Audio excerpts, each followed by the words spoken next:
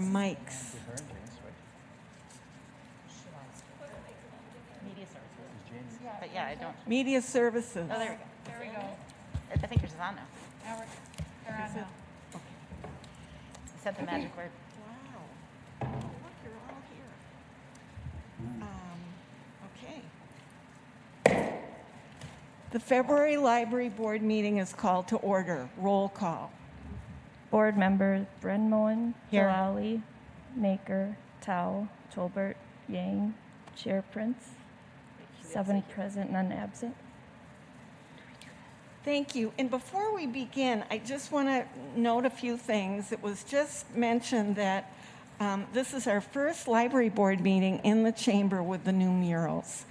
And we're really proud of them. And it was a very exciting process that involved representatives of the whole community, and they selected the artists, and we are very excited to be here with our truly multicultural view of St. Paul. The other thing I just want to say is you have to get really close to the mic, and we leave our masks on when we're speaking. So those are the directions that you need for today. So with that, I think we can start with number 1. Item number 1, Resolution 22-128, authorizing the St. Paul Library Agency to accept the PNC Children's Library Transformation Project donation for the Arlington Hills Library from the Heart of America Foundation. Ms. Pankert, this is a very exciting development for Arlington Hills. If you say a few words. Yes, thank you, Board Chair Prince. A couple of notes on this gift acceptance resolution. So many of you may remember that one of our highlights of 2021 in the library was the transformation of the children's area at the Rice Street Library. And that came through a partnership and a gift of PNC Bank and of the of Heart of America. And we found that project to be so successful, and they found it to be so successful that they came back and said, we want to work with you again. And so we are going to do a similar transformation of a children's space, this time at Arlington Hills Library, and expect to have that ready for the community shortly before summer. So very excited to have that project happen for the Arlington Hills community. And also, you know, we're going to talk a lot today about library facilities, vision, and design, and we have a system-wide vision around play and learn. And both of these projects are just perfect examples of what play and learn spaces at libraries can look like. So very excited to bring this resolution before you today.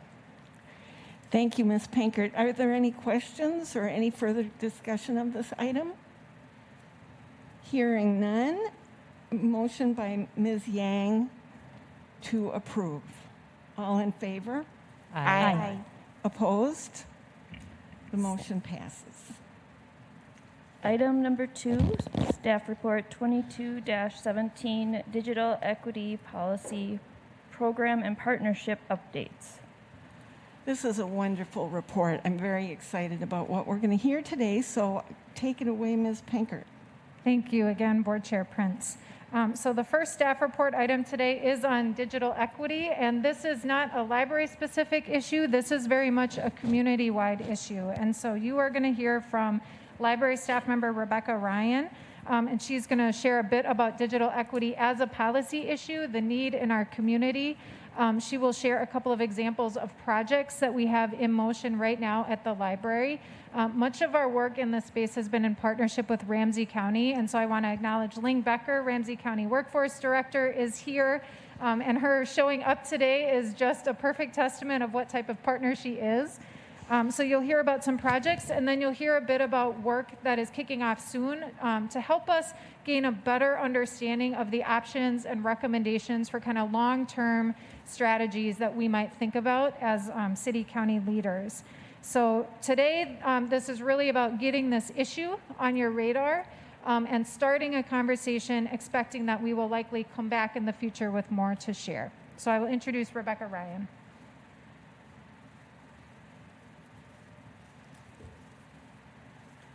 Thanks, Catherine. Thanks, Board Chair Prince. Can you hear me okay?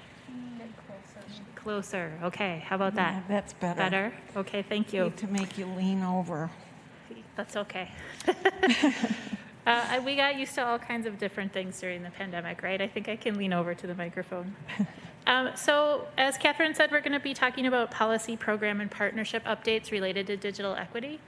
So I thought I would start with a definition and our why. And so really what we're talking about, and this is a definition that we share with cities and jurisdictions across the country, the National Digital Inclusion Alliance.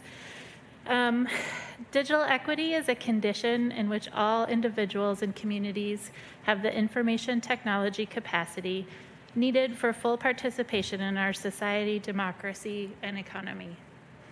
Digital equity is necessary for civic and cultural participation, employment, lifelong learning, and access to essential services.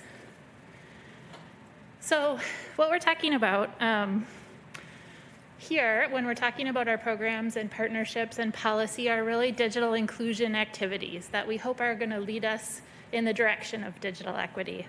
So nationally, we know that this is a multifaceted and complex and intertwined issue. People facing income challenges are less likely to have reliable access. Nearly half of those people who are digitally disconnected are Black, Indigenous, and people of color. And we see that there are three kind of main causes of people being disconnected digitally, and that could be affordability, that can be accessibility or availability, which the federal government defines as, it's hard to present and breathe in the mask, whether or not you have the line basically coming past your house. So that is not necessarily our issue in St. Paul and Ramsey County. And then skills, which we can also take to mean trust in institutions, concerns about safety, and other kinds of adoption issues. So in Ramsey County, these are, actually I believe these are numbers of people. So we actually have a fairly large population of folks who are digitally disconnected in one way or the other. And I won't read off the particular numbers. I believe you can see them on the screen. But I do want to point out that the majority of folks without a internet subscription make under $75,000 a year. So this picture obviously has been spotlighted during the pandemic.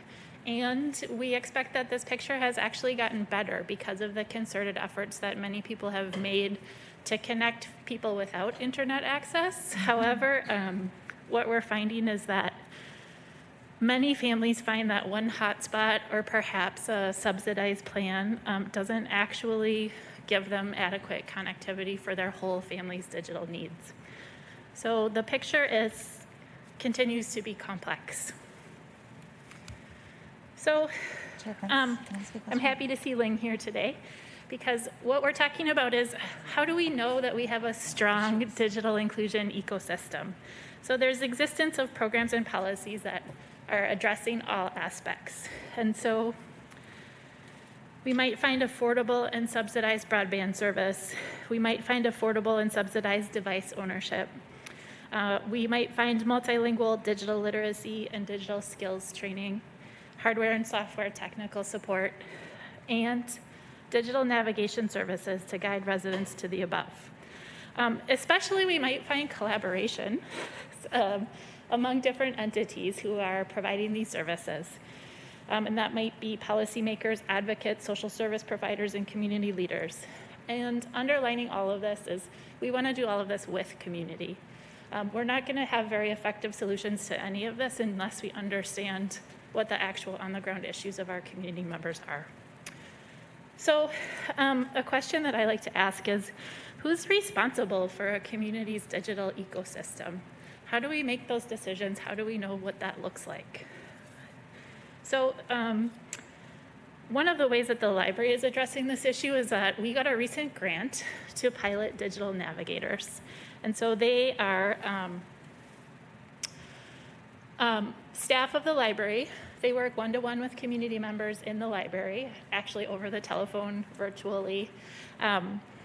And our goals for the digital navigators are increased digital literacy and digital resiliency for our community members, and then to reduce barriers to access to library services, resources, and programs. So these staff members specifically can connect people with affordable internet solutions, low-cost devices, help with computers, tablets, and smartphones, and they can help people meet their own digital goals and skill up with tech. So they currently have walk-in hours at Arlington Hills, Rice Street, Rondo, and Sunray. And as I mentioned, they're available by phone and virtually. So they are funded through a grant from the State of Minnesota Library Services and Technology Act, which does expire at the end of June. Here they are, a little bit about them. We expect that actually many of our library workers are helping folks with these needs in different ways. But the digital navigators are really empowered to provide that ongoing and repeated support to develop the relationships that help people learn all of the ways that they might build skills. So they are also doing some project management for us and some on-the-ground support with some other funds that we've received from the federal government, and for our connectivity blueprint, two things that I'll talk about in a moment. I think this is my favorite library picture of 2022 so far. So since mid-October, when we hired them and brought them on board, they've had over 300 community interactions, and these have ranged from assistance with so many rent help applications, hotspot orientations, troubleshooting devices, and smartphone help. So plans are underway for some increased engagement and outreach outside of libraries, but Omicron has slowed that down a little bit. We also expect them to interact further with partner organizations to better support this digital inclusion ecosystem as it exists in St. Paul. And the digital navigators have been key in helping us actually distribute the results of the emergency connectivity funding that we've received, which is federal funding. It's available to schools and libraries for community internet connectivity. We received almost $200,000, and it was, this money had a sort of a prescribed set of things that you could spend it on. And so what we arrived at in St. Paul were hotspots with service plans that we could distribute to community members. And we're really fortunate that we're doing this in partnership with Ramsey County Workforce Solutions and the Ramsey County Library. We're partnering to provide priority opportunity to families in the Minnesota Family Investment Program. So far, we have distributed, this number changes every day. I know it's more than 156, but we'll say 156 for now. Hotspots to community members, and then we've also made a concerted effort to connect those community members better with digital library services. And so we have also provided 71 library cards for folks who weren't connected to the library before.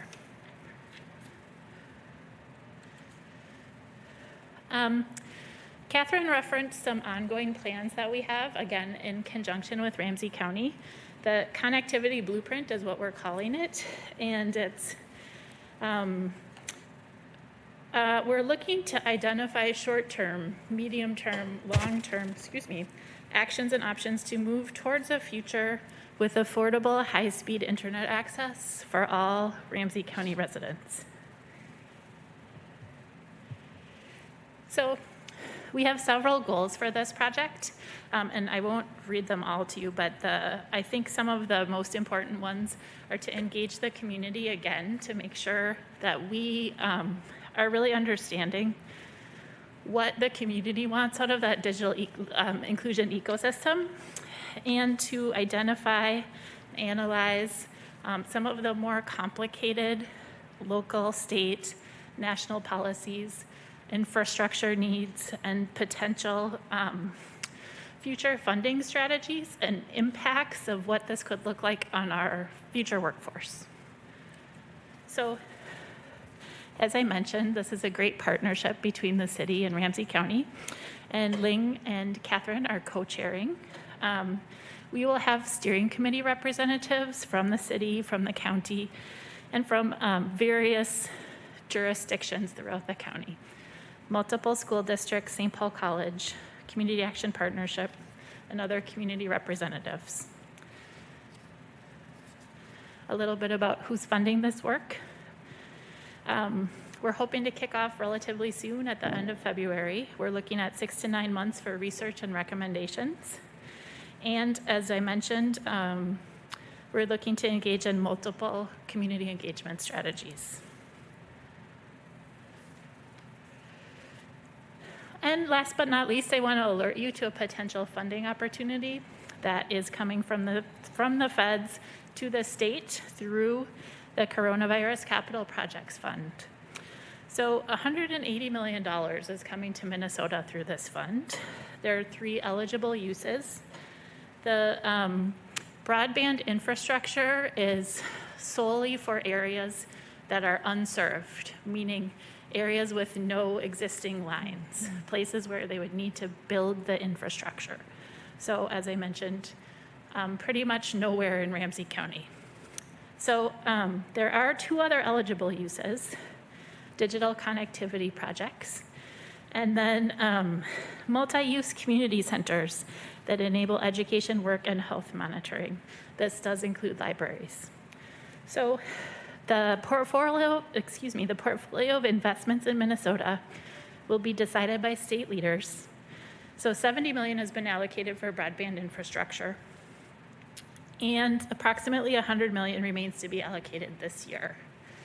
So we have an advocacy opportunity. We've been in contact with community partners and Christian Taylor, and we're pursuing some opportunities there. Very good. I am happy to take questions if you have any. Thank you, Rebecca. Yeah. Rebecca, and I believe Ms. Naker has a question.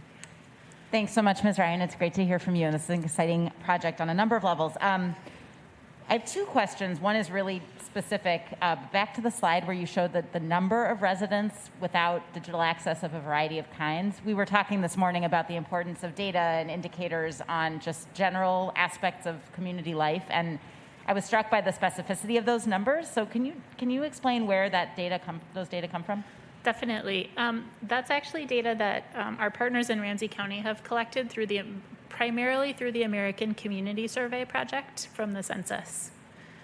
So I believe those are the most up-to-date numbers that we have from 2018, 2019. Okay, got it. I didn't realize the American Community Survey asked, do you have a phone? And that's great.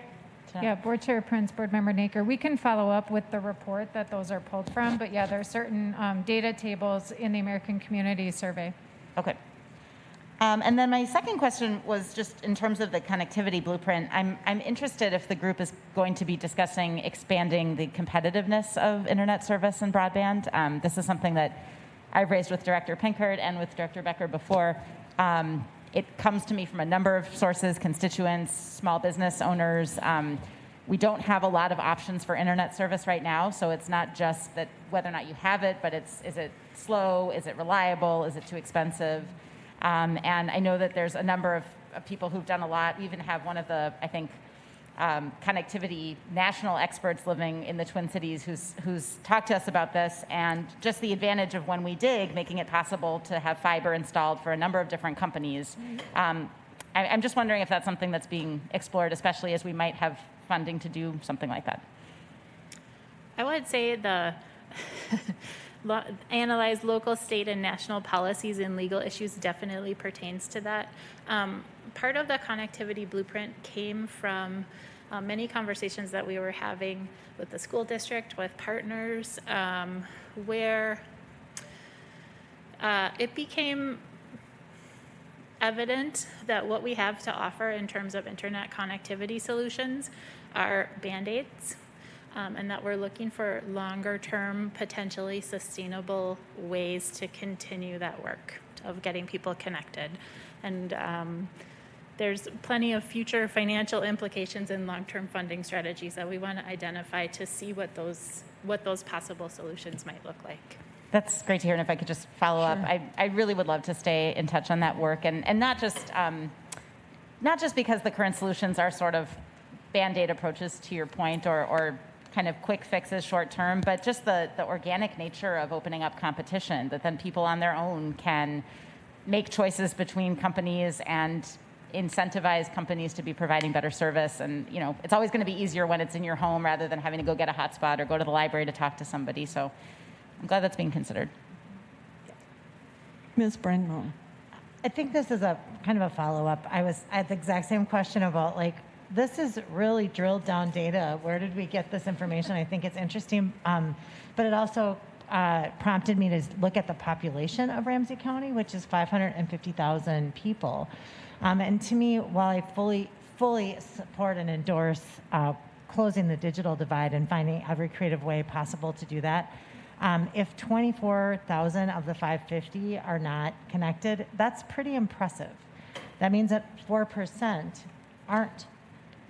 So I think that when you think about where we were with technology 5 years ago and 10 years ago, we are making strides. To me, it's actually a surprisingly low number of people, which does outline the scope of our problem and helps us really focus on what we need to do. But I had to pull out the calculator and figure that out because I'm like, seems like it's a pretty good ratio, honestly.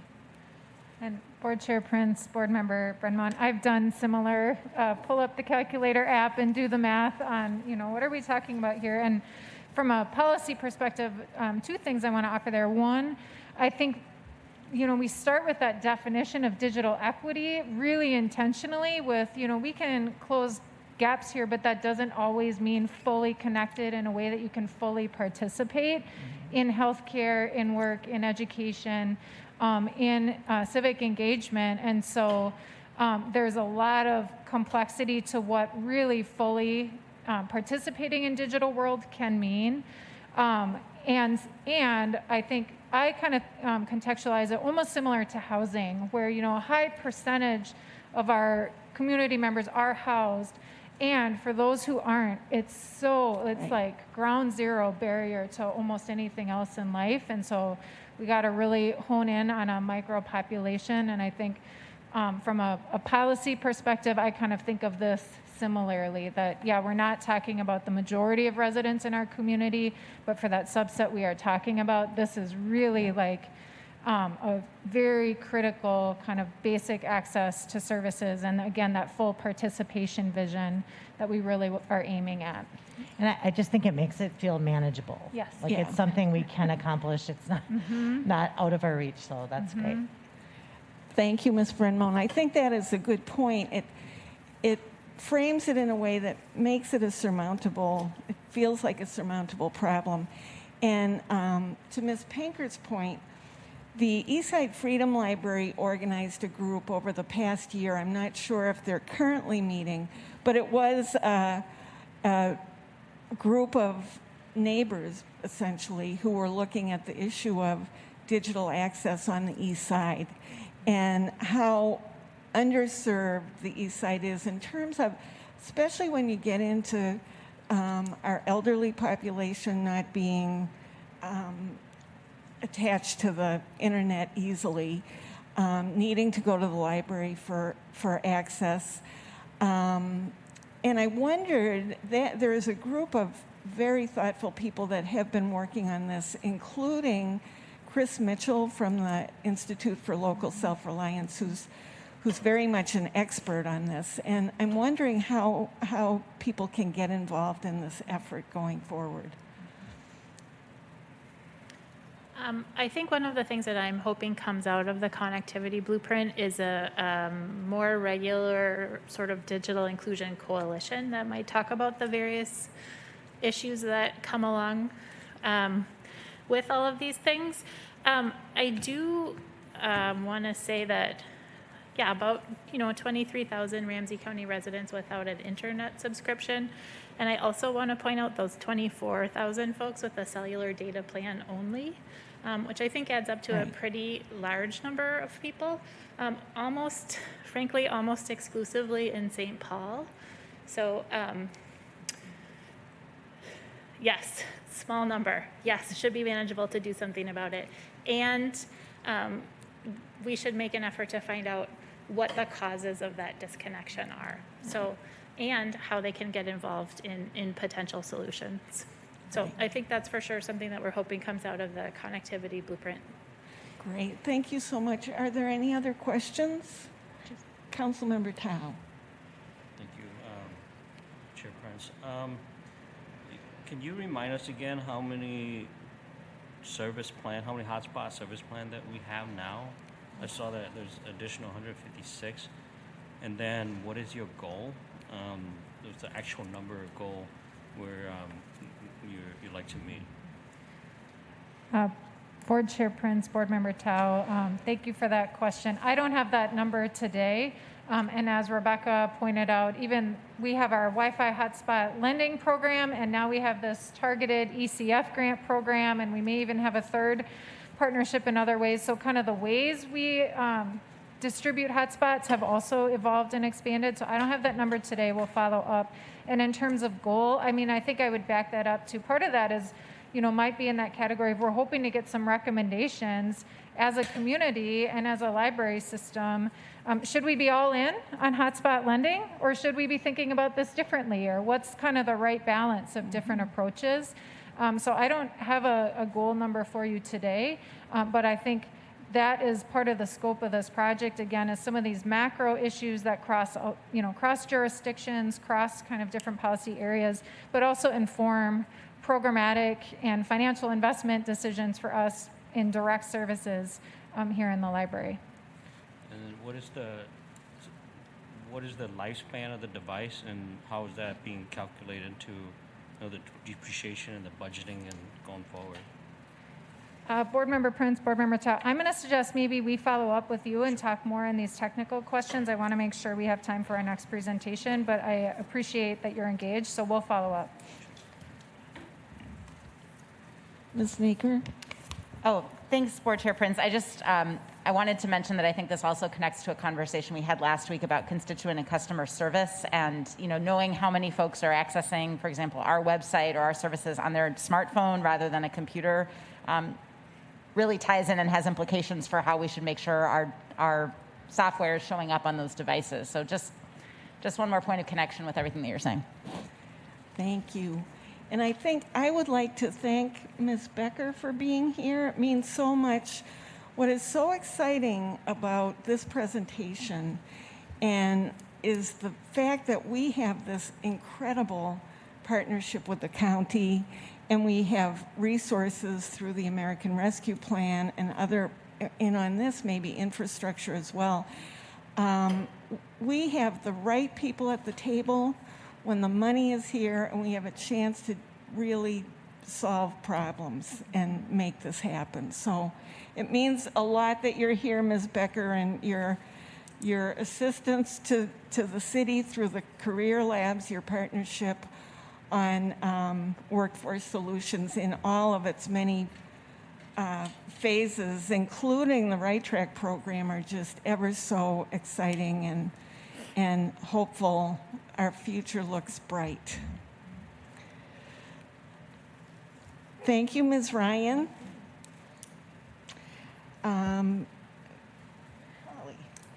Item number 3, staff report 22-18, library facilities design updates.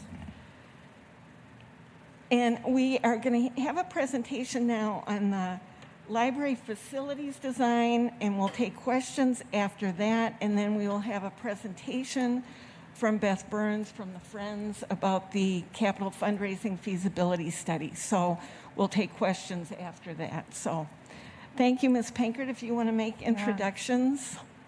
Yes, thank you, Board Chair Prince. So we have a lot of content and a lot of updates to share with all of you on our library design process. And the last time we were in person for the library board was March 4th, 2020, almost 2 years ago. And at that time, we shared our facilities direction, and we have made a ton of progress and are really entering a new phase of work. And so today, you are getting to meet a broad range of people who are really helping lead this forward with us. And so you are going to hear from several different people, and we have really timed it. We're going to try to stay on top of the content and make sure we have time for discussion at the end. I'll give a couple opening slide remarks, and then you'll hear from Marika Stalak, who is a library staff member. She is project manager for this design process work. You'll hear from Jenny Tuttle and Keon Blessingame from LSE, our architect and design partner. And then at the end, you'll hear from Beth Burns from the Friends and potential future fundraising to support this work. So, Marika, will you tee up our slides? Okay. So one, I want to start by recentering us in the vision of what do we want our library experience to feel like for the people of St. Paul? And you walk into any library in our community, and what is that experience that you have? And again, well, if we get our slide up, we don't see it down here. That's not your, okay, next slide. Thank you. This, again, is the vision, and this vision has very much emerged from community voice when we ask, what do you want and need from community spaces, and what do you want and need from your libraries in your neighborhood and across St. Paul? This is the type of experience we hear from people, and so want to just always come back to, this is the reason these projects are important, because this is what we want residents in our community to experience in our public spaces.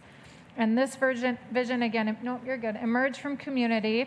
And when we talk about investment needs and priorities, in order to make that vision possible at all of our libraries in our city, where would we need to invest? We have some really clear priorities. Again, we have these 3 neighborhood libraries, Hamlin, Midway, Hayden Heights, and Riverview, that have not really been significantly invested in more than 30 years. And really overdue for transformation, really underserving community members in terms of that vision that we mentioned earlier. And then system-wide, thinking at all locations about technology-rich spaces and play and learn possibilities for children and families. And so I won't go through this in detail, but it's really important to remember that where we are today is part of a longer journey and continues to be part of a journey. And so this is all of the work that leads up to where we are now. And again, we really feel we're at sort of a shift. We're entering a new phase of work here in 2022 that is really beginning some community-informed schematic design work in earnest and really digging in on fundraising strategies. And so Marika will start by sharing a little bit of an update on some youth-led youth engagement work we did this fall. Great, thanks so much for having me here. We want to talk a little bit about the youth engagement because we know that engaging the youth is the best way to get equity into our design process.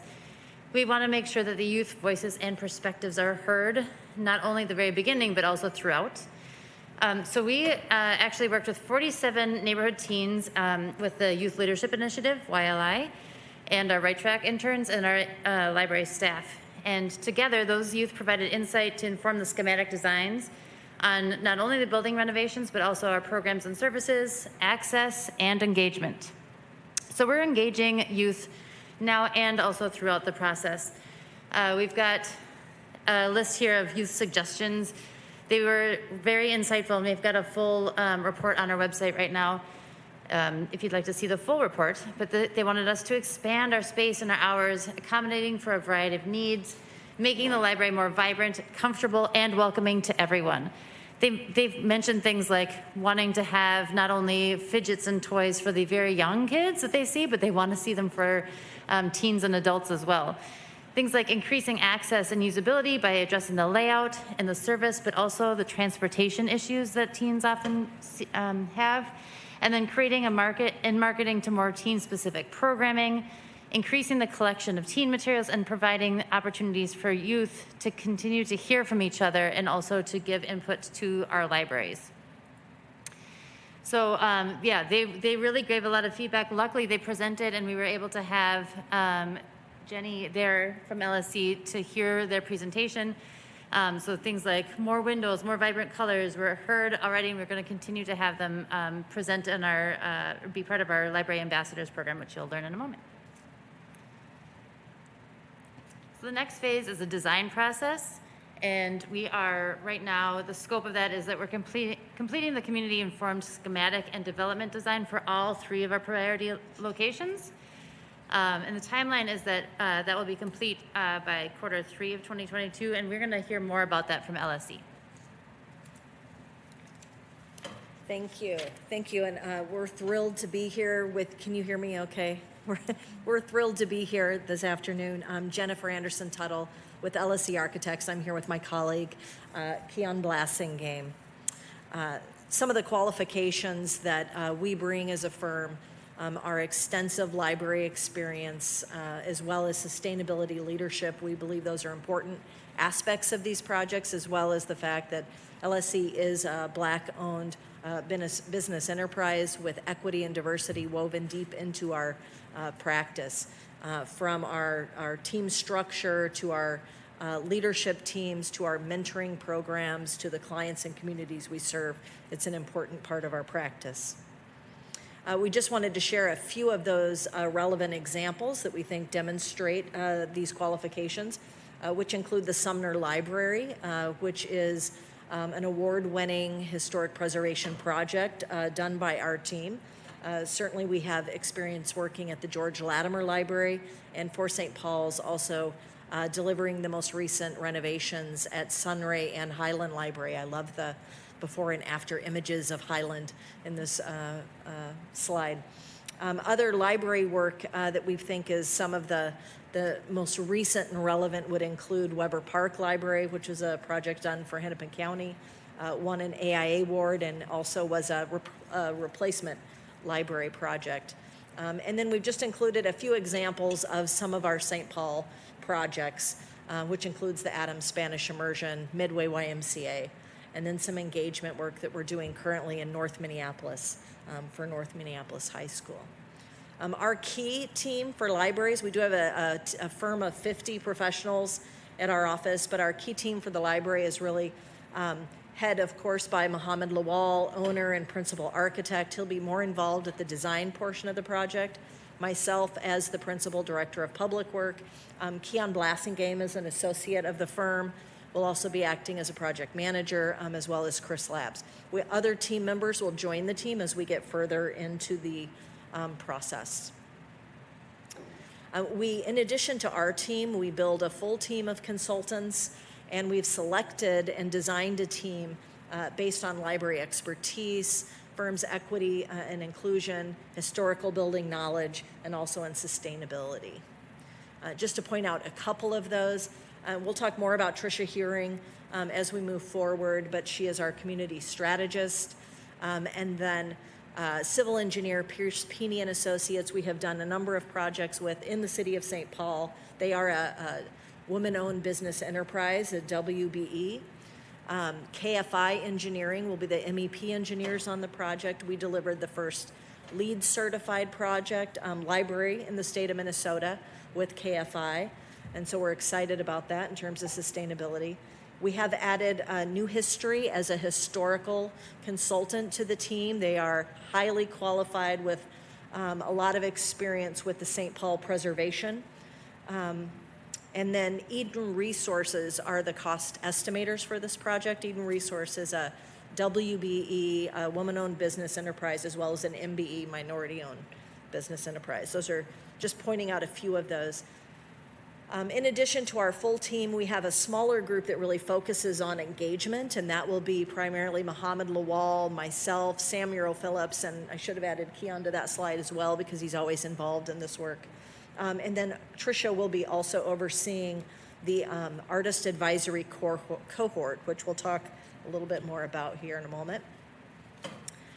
All of our community engagement, or at least with your community engagement, we would like to, for full transparency, start those engagement processes off with reference to the IAP2, which is the International Association of Public Participation. This is a spectrum that allows the public to understand their role in engagement and what the promise is of the group listening to their input back.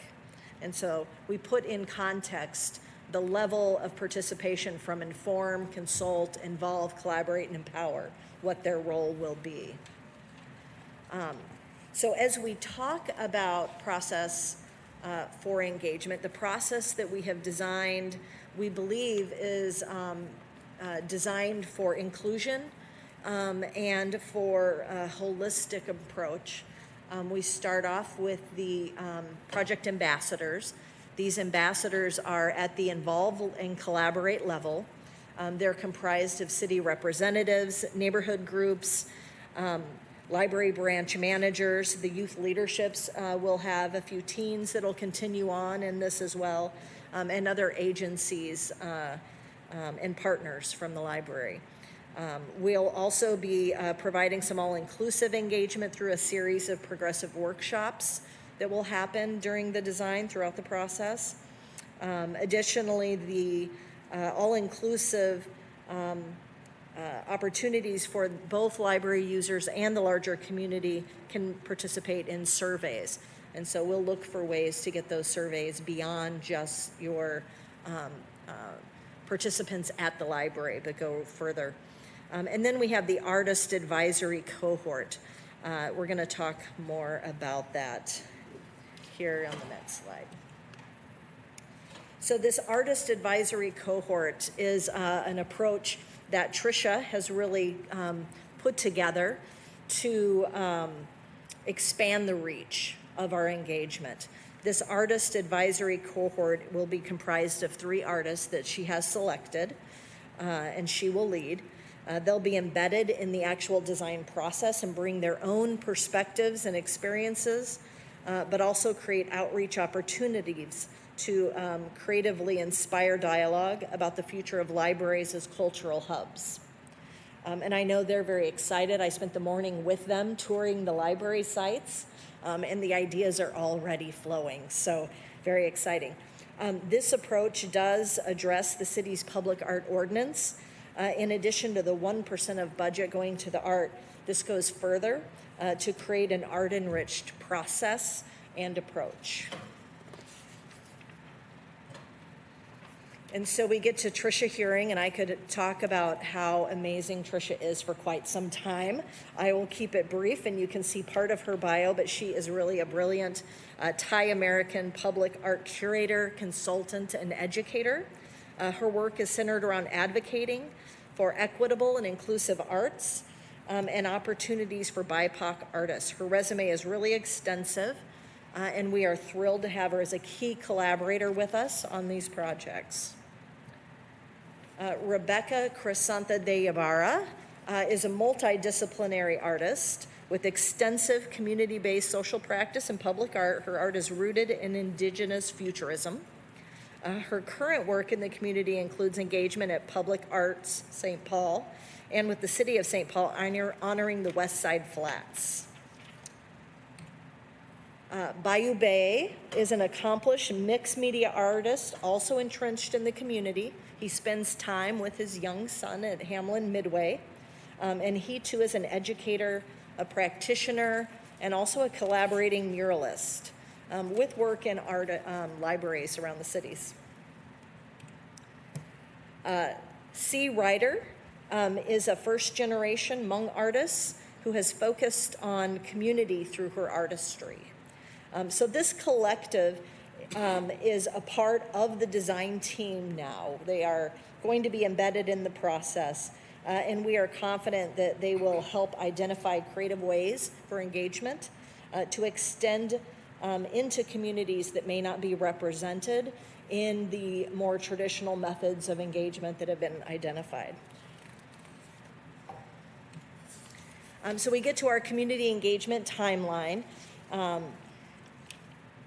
And you may have some additional questions on this at some point, but so our engagement timeline really goes from February to September and breaks down into 3 phases. The pre-design phase, which is what we're in now, schematic design, and then ending in design development. In that pre-design, we will be laying out options for each of the libraries, and that will include, for example, Hamlin Midway, studying the option between addition and renovation versus new library. So looking at all the options, pricing those.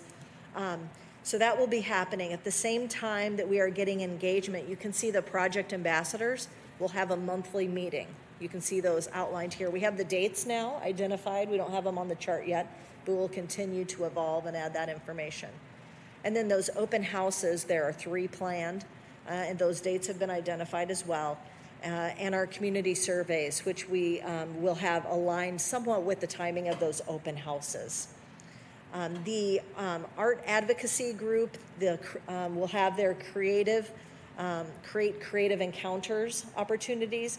Those will be a little more organic and have not yet been defined. The idea is that they'll be filling in where there are gaps in the engagement. And so they'll be looking for those opportunities as we go, and we'll be able to provide updates as we get a little further on the road with those. With that, I think we would open it up for... Do we have any questions? I do have one. In terms of just general public involvement, it's just at the 3 open houses. I mean, in terms of in-person and being able to speak to people about their thinking. Yeah, right now, I don't think we have planned anything to be in person. I think initially the plan is that we start virtually with a hope to eventually have some hybrid or in-person approach. So those would be online open houses that people could comment or ask questions, or it would be public participation. Great, thank you. Rebecca? Thanks, Chair Prince. I missed this in the presentation, but can you confirm this is about all 3 libraries, right? And are we talking about soliciting or selecting project ambassadors also from all 3 communities for all 3? Correct. Okay, thanks. Yeah, Board Chair Prince, Board Member Naker, if I can add a little bit to that. Yes, the Project Ambassador Group includes the legislative aides from each of the 3 areas have all received an invitation, along with Stephanie Haar, district councils, neighborhood business associations, and district council members may be doing some staff, some board members. There's maybe a couple of other libraries that have like really specific relevant, neighborhood groups. And then a couple of other city staff with relevant roles that are important to keep in mind. And yes, the scope is design development for all 3 of the libraries. And part of that ambassador role is to share ideas, share feedback, and also part of it maybe to go out and to solicit or to share back out that idea of being ambassadors. And so that's really the virtual open houses that you called out are one opportunity, and that Project Ambassador group is a monthly group that's meeting on a more regular basis, again, with the idea of bringing broader conversations in and taking broader conversations back out. Great. Any other questions? Ms. Yang? Thank you. I wanted to comment that I really appreciate you sharing you're sharing in depth about your team and all the partners that you work with. I feel like it just really, for me, I got a chance to get to know you all so well through that brief presentation. I could tell there's a lot of intention behind it. Regarding the community engagement timeline, are you still looking for input on what can be added to it, or more input overall? Because I'd love to take a closer look at it and be able to share that if I have any later on too. Absolutely, absolutely. We'd love more input, and I know that we've even heard from some of the Project Ambassador people who have been invited. They have ideas as well to share with us at that first meeting, so absolutely. Board Chair Prince, Board Member Yang, yes, absolutely. And also all of the input that has been heard thus far and that we have documented and reflected back in a variety of different places, that again, all really is our best intention at hearing a wide range of voices and bringing that into the process. That we have fully versed, I think, the LSE team too, so know that people who have offered their insights and opinions thus far, that's being carried forward into this phase 2, and there are new opportunities to come in, and we'll make sure to share dates, times, events, survey links, all of those things when we have them. Thank you, Ms. Pinkert. And thank you, Ms. Anderson-Tuttle and Mr. Blassingame and Marika. The work on the youth input it's just great. It's great that you started with that. Thank you. So as Beth is coming up, I'll just transition into her phase. So again, we have 3 priority locations as a system, and we have secured funding for 1, and that's Hamlin Midway, and that is many thanks to City Council and to Mayor Carter for committing those CIB dollars to invest in a transformation of Hamlin Midway. And that means we have 2 projects with big needs and big visions, and no secured funding yet. And so that the funding solution there will certainly need to be a public-private partnership. But really wanted to bring Beth and the Friends of St. Paul Public Library into this meeting today to share the work they're doing to understand what their role might be with us in that. Board Chair Prince, members of the council, I'm Beth Burns. I'm president of the Friends of the St. Paul Public Library, and I'm super happy to be here today and grateful to be in partnership with the library. Can you hear me okay? Okay. A little closer. I have had the opportunity to speak with a number of you. When we think about this project, we are very inspired by the vision. And one of the things that our feasibility consultant, Creative Fundraising Advisors, has said to us over and over again is that capital campaigns are not about buildings, they are about vision. And so in pursuit of that vision, we are in a very important phase as your private fundraising partner in this project to really figure out what is resonant with potential donors, both at the neighborhood level and at those sort of typical funders who help support the big projects and big vision for our city, what is resonant there, and how much money, frankly, do we feel like at this time in this economic environment, with all of the disruption that we've experienced over the last number of years, what can we bring to the table toward the realization of this vision on behalf of all of us who are residents of St. Paul? So we are in the middle of a feasibility study. This is a 6-month process that began in December and is also really rooted in community engagement. I think historically you would find, and this is true for the Friends, that a very small group of people have been engaged to bring forward very big visions, and very big checks have been written to make a lot of this possible. We want to do that, and we also want to engage members of our community. So as early as next week, no, actually that isn't even true. This Friday, we conduct our first listening session speaking with Friends donors who are not people that we know so well, but who are some of the 2,800 people who annually contribute to the work of the Friends so that we can enhance the work of the library. Next Tuesday, we are going to speak with families with young children to really understand their vision and hopes for play and learn spaces. Next Thursday, and Councilmember Yang, I will be reaching out to you. We want to talk with Hayden Heights residents. We have some lined up. We could use more. Folks who live in the Hayden Heights neighborhood to tell us their vision for that library. And this community engagement process, which will also include a Riverview listening session and speaking with the corporate community, is really going to help us understand if we're ready internally and externally to launch a campaign, to take as much guesswork out of the process as possible, and to really help us understand what is a compelling vision. So as I mentioned, those community listening sessions are taking place now. We will then take what we hear and test that in the larger market to understand, will the funding community be ready and able to step forward with their support? That will lead to further focus groups, and then our board of directors will hear the results of all of these findings at their May 2022 board meeting. And then as the library's work on a parallel track sort of moves forward, we will really do that groundwork to build our internal capabilities and be ready to bring some portion of this vision forward in terms of funding. The history of the relationship between the city and the Friends is, I think, well documented. We look forward to doing our part in this. We look forward to working with you and helping secure additional public dollars. It's those public dollars that really, really help us leverage private support in the community. And this team, which is probably familiar and hopefully unfamiliar names, are the people who are really working at this phase of the process to bring this work forward. I am happy to take questions. I have 3 minutes, so I'm sailing through my presentation, but I am very happy to talk about our work right now. Ms. Naker. Thanks, Chair Prince and Ms. Burns. Thank you, thank you, thank you. Thank you. We couldn't do it Haven't without done you. anything yet. Thanks for taking this on.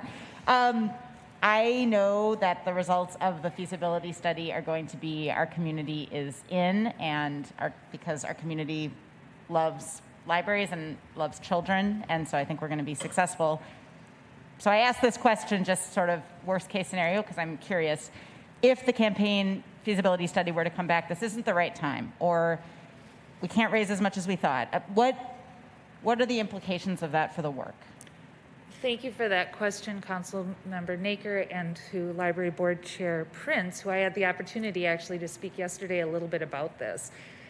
We already have a little bit of an early indication just based on, frankly, the internal assessment of our own donor base, who's already in the family of friends who support the library through their philanthropy. And we do believe we have reason for optimism. I'll be really honest, the thing that's likely to prevent this from moving forward from a private capital campaign side is a lack of public support. You know, the $8 million for Hamlin is so fantastic. We are thrilled that CIB prioritized that project, but the scope of this vision is much bigger than that. And where we are hearing from donors is it's that public-private partnership that's so very compelling, and seeing that the government, city, state, local, is ready to lean in and prioritize this citywide, that's what triggers private philanthropy. So I think we're going to, I mean, to use specific numbers, we originally thought we were going to test 3 to 6 million as our portion of what we could bring to the project. I think we will come back at the end of this with a higher number than that, 6 even, as our range. And I wouldn't want to say more than that, particularly on the record, just because we're so early in the process. But I do believe we have reason for optimism should that public-private partnership be available to move this vision forward together. Thank you, and I hope you'll continue to let us know how that public side of the partnership needs to be leveraged. I think what I would refer back to is the advocacy opportunities that may be ahead for city council members to sort of voice prioritized support when there are federal funding opportunities that are either coming from federal resources directly or through state resources. The Friends will certainly be mobilizing our own advocacy efforts around support for that, but it'd be everywhere that we can work in partnership is the best way to work to get this vision realized. And maybe I can bounce off that comment and do a little wrap up. And there are slides, but I don't need them just to wrap up. Just to recap for board members again, what you can expect this calendar year is we will be working closely with community members to create these schematic designs for all 3 sites. Likely by the end of the calendar year, because Hamlin Midway is fully funded, that one will move forward into the next calendar year for a future construction process of some sort. Community members will have a chance to shape the fundraising case statement. And to this point of public dollars, know that we in the library are being extremely aggressive about trying to identify any and all state and federal opportunities that might be available. Rebecca mentioned the Coronavirus Capital Projects Fund as a federal source flowing through the state for digital equity broadly. There is a specific provision in there around libraries as places of capital, eligible capital investment. So know that I'm working very actively with Christian Taylor, and there may be roles for each of you or your constituents in that too.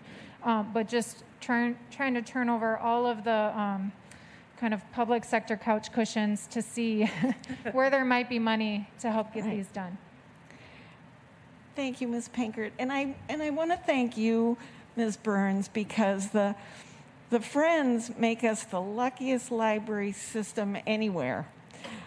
We are so lucky to have you. I am really pleased on behalf of this board that the mayor and the council were able to fund the Hamlin Library through the budget this year, which I think sends a powerful message to the Friends 100%. And to prospective donors. And I think I speak for all of us when I say that we are all at the ready to attend meetings, to advocate, to share prospects that we may know of that may not have come to light in previous campaigns. this is I think you'll all let me say we're all in with both feet. And if I may, Library Board Chair, I mean, I think it goes both ways. I have the opportunity to work with library peers. I mean, we have a whole consulting group that Friends runs nationwide. A lot of our work is about bridging really challenging relationships between bodies just like this. And the fact that our starting point is this collaborative, I would want everyone to know that, because this is the only way projects like this happen in a contemporary environment. So I appreciate that comment. I'll give it right back, and it's a lot of work ahead, and I look forward to doing it. Ms. Jalali. Thank you. I just wanted to, well, first of all, thank you, Ms. Burns, and that point is very well taken of making sure that public-private partnership remains really strong. I think that we have embraced that and will continue to going forward, and I think it's good to reaffirm that always. I'm just personally very thankful to everyone involved and to you, Director Penkert, in the selection of the engagement team. I'm personally just incredibly impressed with all of you and the expertise that you bring. I feel very confident that we are in good hands, and that our community members are in good hands and being set up to go into powerful conversations about preserving the library as a public space that gives access to equity and to affirming experiences. And in the couple of years that I've been in the engagement conversations around the Midway Library, representing the Midway, the top thing I've heard from community members is we have so much knowledge of this building and of our city and our community. And what we want is for that potential to be unlocked through an engagement process, and for there to be a uniqueness that is harnessed and a depth of community knowledge that is harnessed, so that whatever future vision of our library comes to fruition, that it is special. It's special because our city is special, and I see the attention to that coming through in who has been entrusted to lead these conversations in this next phase. I think they'll be very, very rich and beautiful and artistic and community-centered outcomes that come from that. So I feel really encouraged by that. I just wanted to say that, and thank you to all of you who came and presented that today. Really looking forward to the next round. And Ms. Jalali, I want to say that is a beautiful way of talking about the community interest and investment in the Hamlin Library. The idea that there is a lot of passion and unlocking the potential there to come up with a plan, I think, is a beautiful way of putting it. So thank you for that. Unless there are any other questions, I just have one more thing I'd like to mention, and that is that tonight the Friends are hosting the library, the Fireside Reading Series, and tonight's speaker is Diane Wilson, who wrote The Seed Keeper. It is a novel around the history and in current day related to the Dakota War of 1862. It is a phenomenal book. She is an amazing speaker, so I encourage people to look that up tonight, and also the rest of the series. Just great books, great authors. So, and it's all online, so you can be cozy at home by the fireside. Yep. And unless there are any other questions or concerns, the meeting is adjourned.